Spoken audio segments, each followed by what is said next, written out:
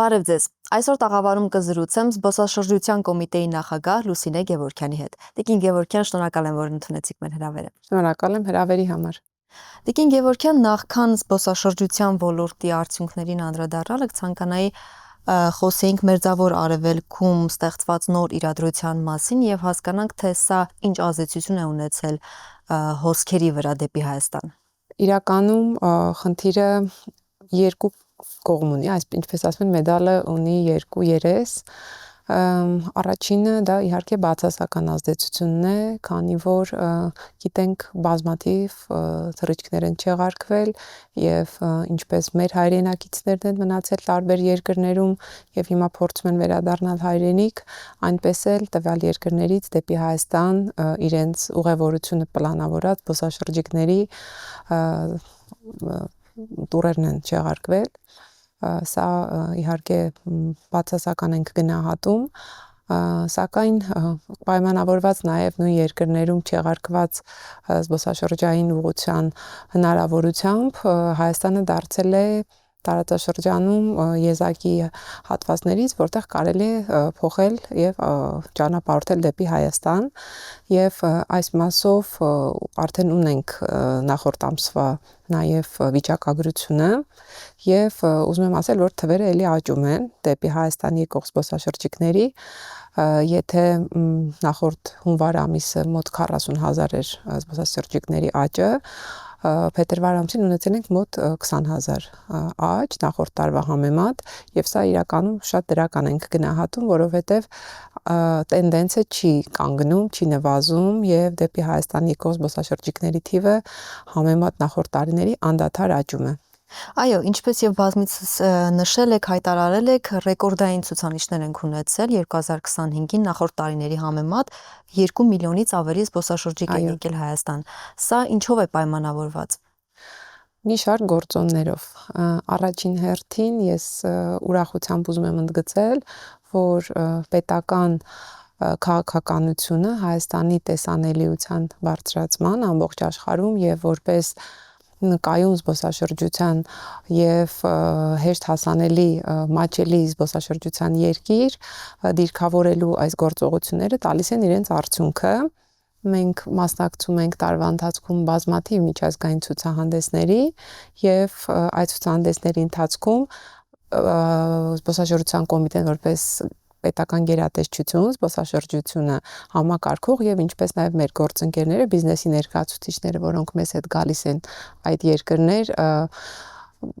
կարող եմ վստահաբար ասել, պատվով ենք ներկայացնում մեր երկիրը եւ ամեն անգամ նոր հետաքրքիր ձեռքբերումներով վերադառնում ենք հայրենիք։ Եվ գիտեմ, որ վերջերս կոմիտեն մասնակցել է Բերլինում կայացած միջազգային ցուցահանդեսին, տեսնում եմ, որ ձեզ հետ ունեք նաև մրցանակներ։ Այո, ուրախությամբ մեր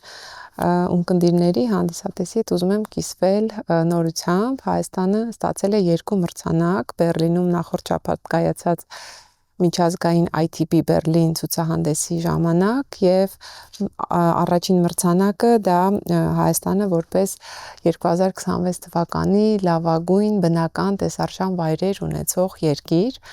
Մենք հաճախ թերագնահատում ենք այն բոլոր բնական տեսարժան վայրերը, որ ունենք մեր երկրում, ինչպիսիք են օրինակ Գառնի քարերի սիմֆոնիան կամ մեր սարերից բացվող հրաշալի տեսարանները եւ հիմա այս մրցանակը ուղղակի փաստում է, որ մենք կարող ենք Հայաստանը դիրքավորել նաեւ բնադիտման երկիր, որտեղ զբոսաշրջիկները գալիս են բնադիտման կամ գալիս են կենդանադիտման կամ գալիս են թռչնադիտման, սա նոր հետաքրքիր զարգացող ուղղություն է Հայաստանի զբոսաշրջության ոլորտում, ինչի համար եւ շատ ուրախ ենք, որ արժանացել ենք այսքան հետաքրքիր մրցանակի եւ երկրորդ մրցանակը սա պետական կառավարչական ոլորտում ներդրած ջանքերի համար մրցանակն է, ինձ համար մեծ անակնկալ էր եւ իհարկե շատ պարտավորեցնող է բազմաթիվ երկրների շարքում ստանալ այս մրցանակը եւ Հայաստանը կովկասյան երկրների մեջ դիրքավորել որպես պետական կառավարչական լավագույն հիմնարկ ունեցող երկիր։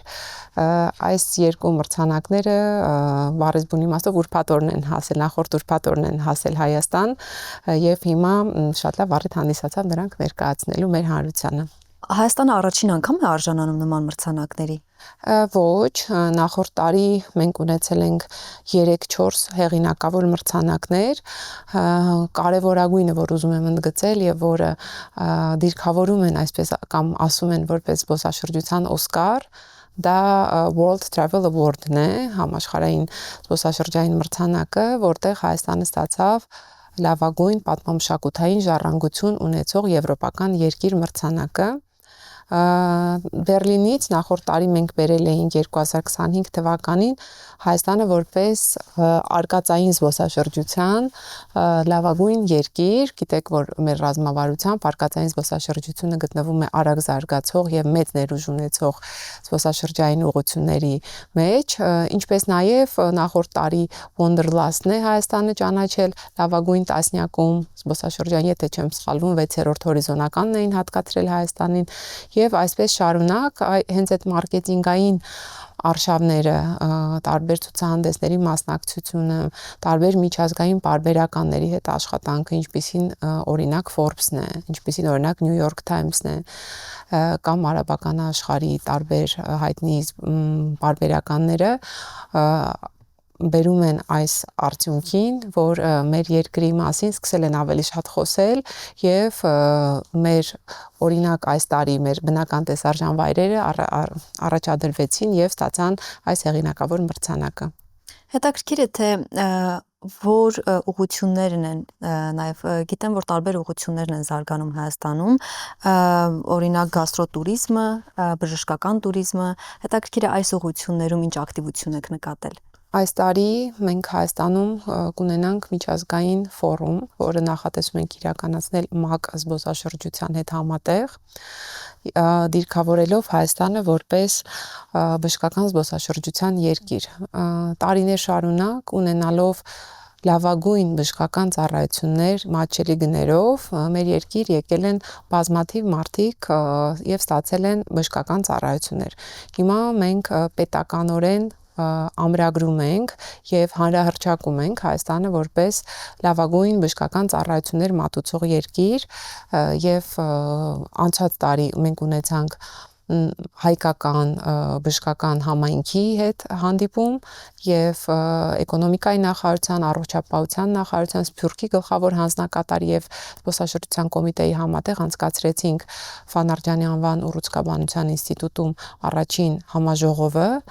իսկ այս տարի համաժողովը կլինի արդեն միջազգային եւ այն բոլոր երկրները, որոնք ունեն եւ առաջարկում են բժշկական զբոսաշրջության լավագույն ծառայություններ, հրավիրված կլինեն եւ կմասնակցեն մեր համաժողովի կիսելու նաեւ իրենց փորձը, թե ինչպես են իրենք հաջողել եւ ինչ քայլեր պետք է ձեռնարկի Հայաստանը բժշկական զբոսաշրջության ոլորտում զբոսաշրջային արդյունքը ավելի լավ արտահանելու համար։ Ինչ վերաբերվում է գաստրոտուրիզմին, սա թերևս ամենաարագ զարգացող եւ զբոսաշրջիկների կողմից ամենասիրված ուղղություններից մեկն է մեր զբոսաշրջային ոլորտում։ Գաստրոտուրիզմի հետ կապված մենք ունենում ենք եւ այս տարի նույնպես կունենանք բազմաթիվ փառատոներ։ Ուրախությամբ ուզում եմ նշել, որ այս տարի Երևանի գինու օրերի 10-ամյակն է փառատոնի հայտնի սիրված փառատոնի, որի ընթացքում տեղի կունենան նաև Երևանի գաստրոնոմիկ օրեր փառատոնը նույն օրերի ընթացքում, նույն հարթակում, բայց արդեն առանձնացված եւ ակնկալում ենք Միշլենյան աստղեր ունեցող խոհարարների մրցույթ այդ օրերին, ինչը ոչ միայն գաստրոնոմիկ առումով է շատ հետաքրքիր, այլ նաև գիտենք, որ շատ զբոսաշրջիկներ եւ շատ լրագրողներ հետևում են այդ հայտնի խոհարարներին, նրանց հետևից գնում են տարբեր երկրներ եւ լուսաբանում են նրանց գործունեությունը, ակնկալում ենք մինչեւ 100 միջազգային լրագրողների այց մեր երկիր, որոնք կլուսաբանեն եւ այդ գաստրոնոմիկ օրերին վերաբերվող հատված եւ իհարկե գինու օրերը, ինչպես նաեւ ունենում ենք գաստրոնոմիայի հետ կապված մի շարք փառատոներ, անցած տարի ունեցանք Ղափամայի փառատոնը, արդեն ավանդական դարձած մի քանի այլ փառատոներ, ինչպես նաեւ առաջին անգամ անցած տարի ունեցանք ազգային փոքրամասնությունների փառատոնը, որտեղ բոլոր ազգային փոքրամասնությունները ներկայացան իրենց խոհանոցով եւ եթե հիշողությունից չի դավաճանում, հաղթող ճանաչվեց հունական համայնքը, որը ներկայացել էր իհարկե ազգային հունական խոհանոցով եւ որը իհարկե շատ գեղեցիկ էր։ Փաստորեն կարող ենք ասել, որ փառատոնային մեխանիզմը արդյունավետ է աշխատում Հայաստանում։ Երկրները, որոնք չունեն ծով եւ որտեղ մարդիկ massայաբար չեն գնում ծովափների համար, օգտվում են այդ գործիքից, իրադարձային զբոսաշրջության գործիքից եւ տարբեր իրադարձություններ են անում։ Դրանցից մեկը իհարկե փառատոներն են կամ օրինակ համերգները։ Այս տարի նույնպես ակնկալում ենք, որ կունենանք մի շարք հետաքրքիր համերգային իրադարձություններ, դրանցից երկուսի մասին թույլ տվեք այս պահին բարձրաձայնել։ Կրթության, գիտության, սպորտի եւ մշակույթի նախարարությունը հրավիրել է աշխարհահռչակ դասնակահար Լանգլանգին, որը իրապես դասական երաժշտության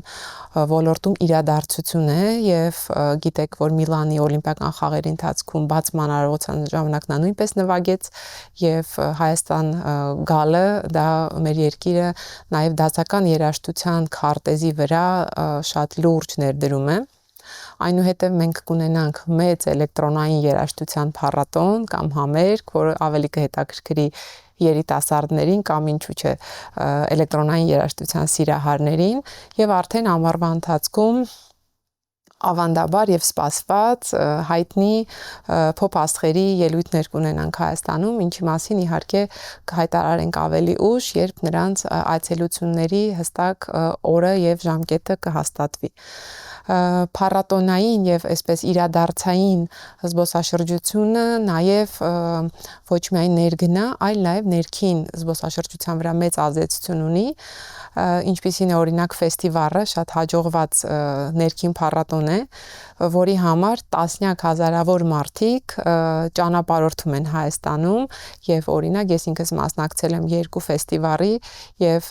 շատ մեծ աշխարհագրություն ունի, մասնակիցների շատ մեծ աշխարհագրություն ունի, Հայաստանի տարբեր ծայրերից գալիս են մասնակցելու այդ շատ ուրախ, գունագեղ բացօթյա փառատոնին։ Տիկին Գևորգյան, հետաքրքիր է նաև թե ինչ թվային գործիքներ են եւ թվային մեխանիզմներ են կիրառվում, որպեսզի Հայաստանն առավել գրավիչ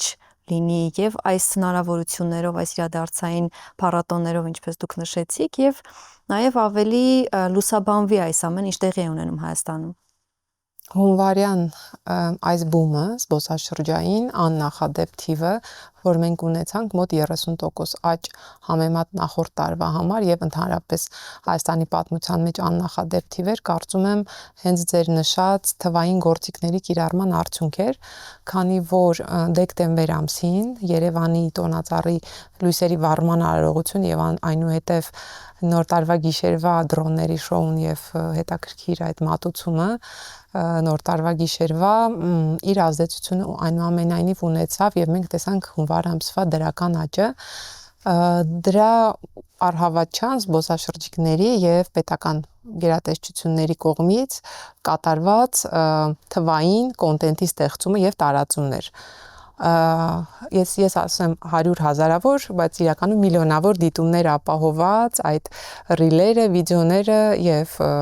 նկարները տարածվեցին տարածաշրջանում եւ ոչ միայն տարածաշրջանում, գիտենք, որ թվային գործիքները հիմա ամբողջ աշխարհով մեկ են տարածվում եւ մենք տեսնում ենք դրա արդյունքը։ Զբոսաշրջության կոմիտեն ամեն տարի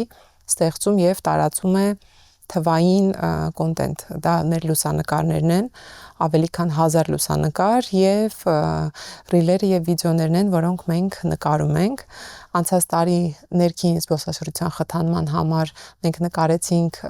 թաքնված ձայները, որտեղ երեխաները 10 մարզերից պատմեցին իրենց մարզի թաքնված զբոսաշրջային վայրերի մասին եւ հաճախ ինձ հարցնում էին, իսկ հաջորդը որ մարզն է լինելու, որովհետև հետևում ենք եւ այդ ռիլի հրապարակումից հետո մենք ճանապարհորդում ենք եւ գտնում ենք այդ թաքնված վայրը Հայաստանում։ Ուրախությամբ ուզում եմ նշել, որ շուտով զբոսաշրջության կոմիտեն կցուցադրի արդեն պատրաստ մեր նոր հոլովակը, որը իր մեջ մի պտղունց հումոր է պարունակում, բայց իրականում ամբողջությամբ փակում է հայկական զբոսաշրջային արդյունքի մասին պատմող ամբողջ սպեկտրը մենք կներկայացնենք եւ գաստրոնոմիան եւ պատմամշակութային արժեքները եւ տեսարժան վայրերը, արկածային զբոսաշրջությունը եւ այդ ամենի հետ միասին չենք ուզում թաքցնել եւ մենք գիտենք, որ շատ ոլորտներում ունենք թերություններ եւ նաեւ ինչու՞ չէ զբոսաշրջիկի համար նաեւ հետաքրքիր է գալ եւ տեսնել այն, ինչ որ չկա ուրիշ վայրերում ընդհուպ մինչև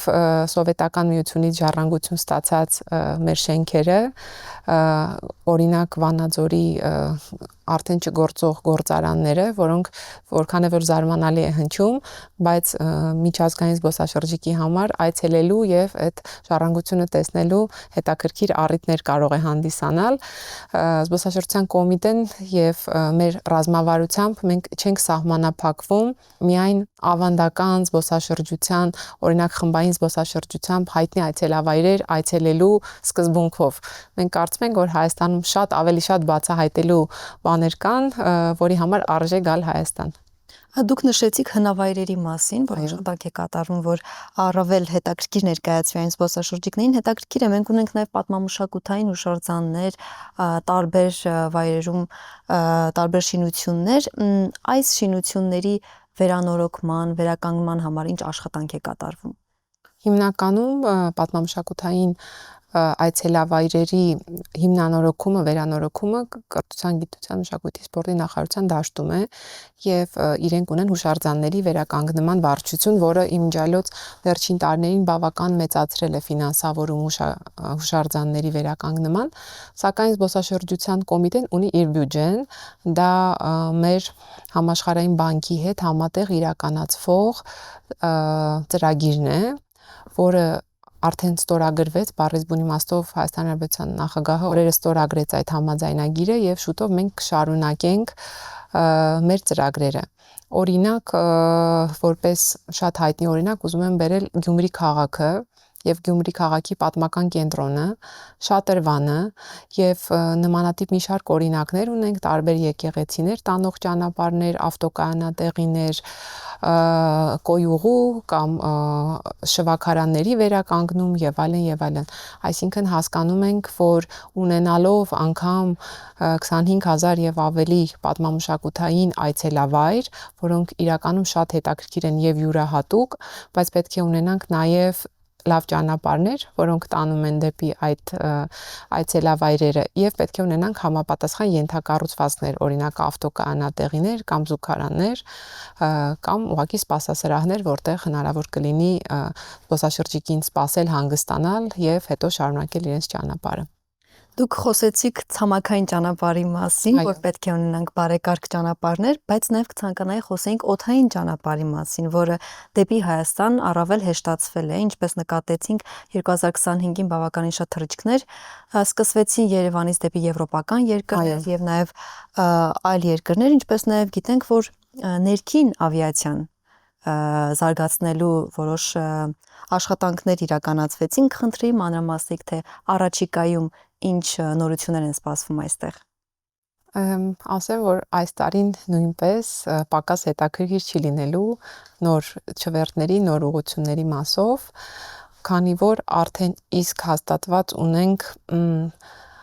մոտ 5 նոր ուղղություններ, դրանցից Turkish Airlines-ն եմ ուզում նշել, որը կսկսի չվերթներ կատարել Ստամբուլից Երևան եւ արդեն Ստամբուլից որպես hub կարող է հայ զբոսաշրջիկին կապել աշխարհի ցանկացած կետի հետ բավականին մատչելի գնով։ Այնուհետև մայիս ամսից մեր մոտ կդիրքավորվի նաև Air Baltic-ը, ուղիղ չվերթներ կունենանք նաև Ռիգա եւ կարծում եմ, որ մերձբալթյան երկրների շուկան նույնպես կարող է շատ հետաքրքիր դառնալ մեզ համար, քանի որ մենք նրանց ծանոթ ենք դեռ նախորդ տասնամյակներից, բայց վերջին շրջանում մի փոքր պասիվ ենք եղել եւ քիչ ենք զբոսաշրջիկներ ընդունել այդ տարածաշրջանից, Ինչպես նաև ուրախությամբ ուզում եմ ասել, որ նախորդ տարի մեծ աշխատանք տարվեց Երևան ուղիղ չվերթ ունենալու համար եւ մենք հաջողել ենք եւ հունիս ամսից արդեն կունենանք նաև այս չվերթը, ինչպես նաև տեղական ավիաընկերությունները Fly1-ը Շիրակ ավիան արդեն մի քանի նոր ուղղությունների մասին են հայտարարել դեպի Իսպանիա, Ալիկանտե, Շիրակ ավիան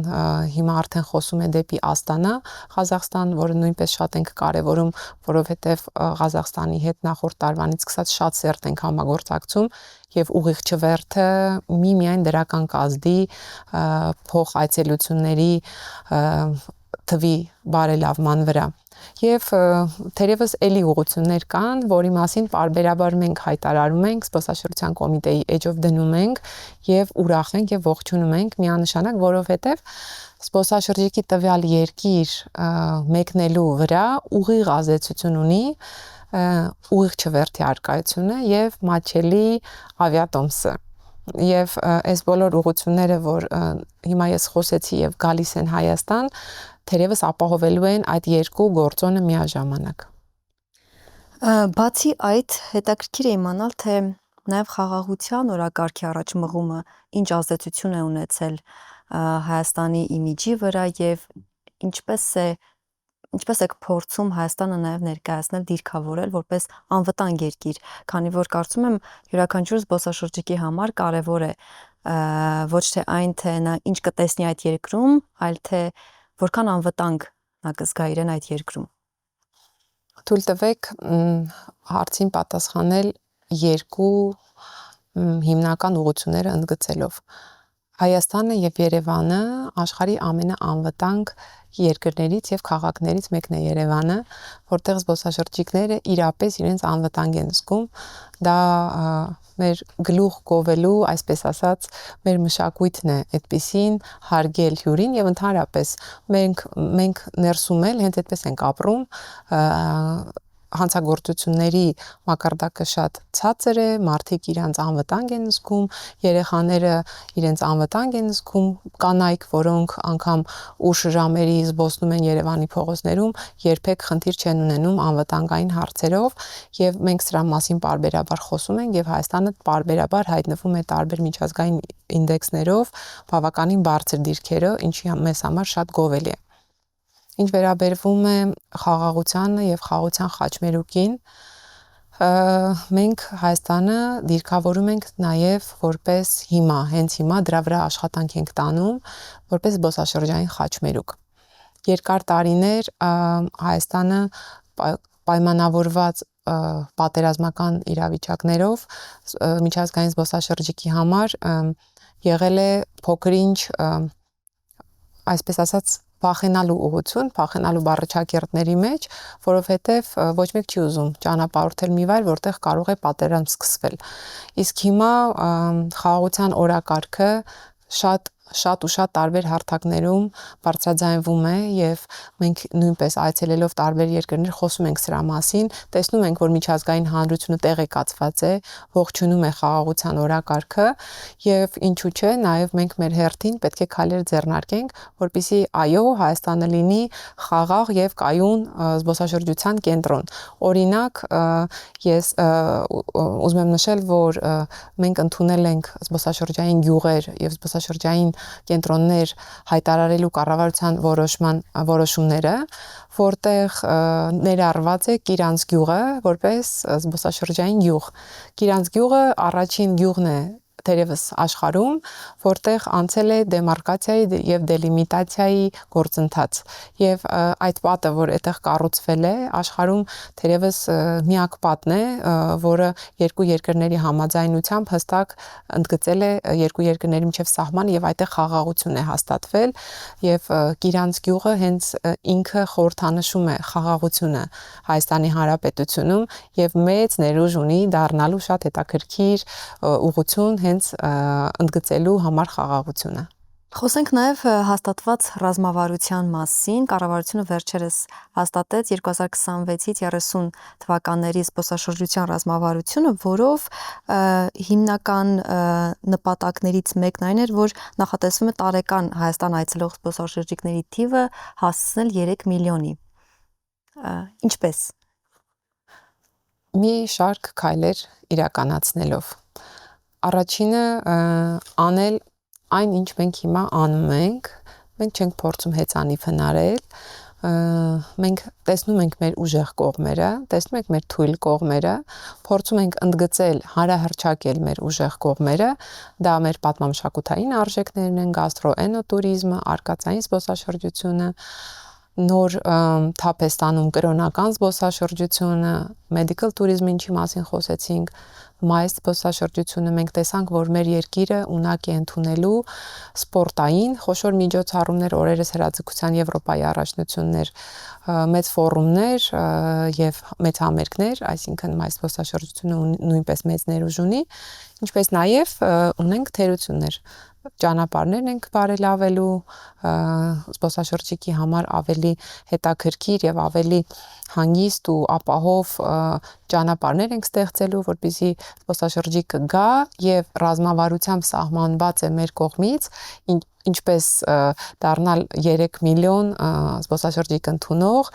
եւ ավելի շատ նաեւ նախատեսված է, որ զբոսաշրջիկը կմնա ավելի շատ օրեր եւ կծախսի ավելի շատ գումարներ, դիրքավորելով Հայաստանը մի վայր, որտեղ հեշտ է հասնել, որտեղ շատ բան կա տեսնելու եւ շատ բան կա անելու եւ երկարացնել այդ միջին մնալու օրերի քանակը, բնականաբար դա իր հետ կբերի նաեւ ֆինանսական լրացուցիչ մուտքեր Հայաստանի Հանրապետության բյուջե եւ դեպի զբոսաշրջային բիզնես։ Սա այսպես քայլերի համախումբ է, որը առանձին հնարավոր չէ անել։ Պետք է բոլոր ուղղություններով միաժամանակ աշխատանքներ իրականացնել, հասնելու այդ թիրախին, որը մենք դրել ենք 2030 թվականի համար։ Շնորհակալ եմ հարցազրույցի համար։ Շնորհակալություն։ Ես զրուցում եի զբոսաշրջության կոմիտեի նախագահ Լուսինե Գևորգյանի հետ, կհանդիպենք։